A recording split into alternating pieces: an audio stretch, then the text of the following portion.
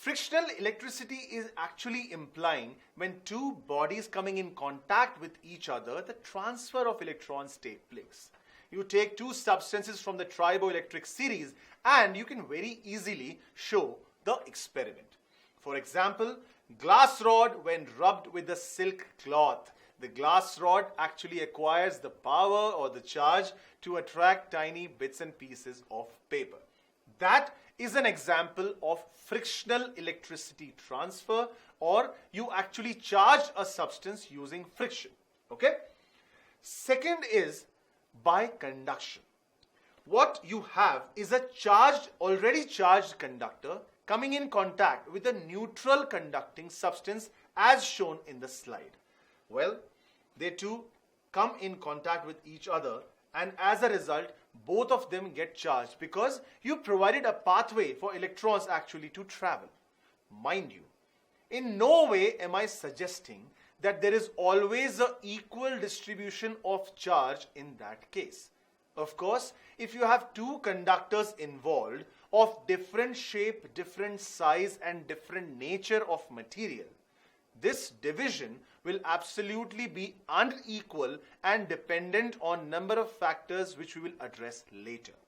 But is it safe to say that if the two conductors involved are absolutely identical in shape, size and nature of material, then the division will be equal? Well, yes. If that is the case, then one of the charged conductor carrying a plus Q and another identical conductor coming in contact, the result would be a plus Q by 2 and plus Q by 2. But if there is at all any difference, the division will be unequal. The math of division we will address later. Third method of charging is by induction. Well, induction is the noun form of the verb induce. What does that mean? A charged conductor coming in contact with a neutral conductor again. But this time, what does this charged conductor do? It separates or polarizes the charges already present inside the neutral conductor. In fact, you actually don't need to physically touch it. The charged conductor needs to be in the vicinity of the uncharged neutral conductor. You separated the charges, you polarized the conductor, now what? You earth it or you ground it. Earth can be considered as an infinite reservoir of charges. It has infinite capacity to absorb charge or to donate charge. In this case, the way earthing has been done, let's say the entire negative charge flows into the earth and then you disconnect it. What do you have now? You have a charged conductor. This is the process of induction. Agreed? I'll replay the process in front of you.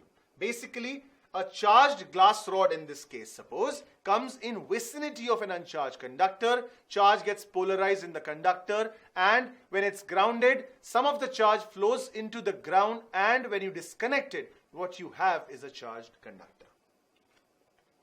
What is the basic difference between charging by conduction and charging by induction is? Charging by conduction ensures both the parties involved, both the conductors involved in the transaction, A, are in physical contact, and B, they receive the same kind of charge because the same kind of charge gets divided. In induction, you do not complete the physical contact, but you are ensuring that the charged conductor is in vicinity of the neutral conductor so that A, polarization happens, then the grounding happens, and then after you disconnect it, the leftover charge is of opposite nature.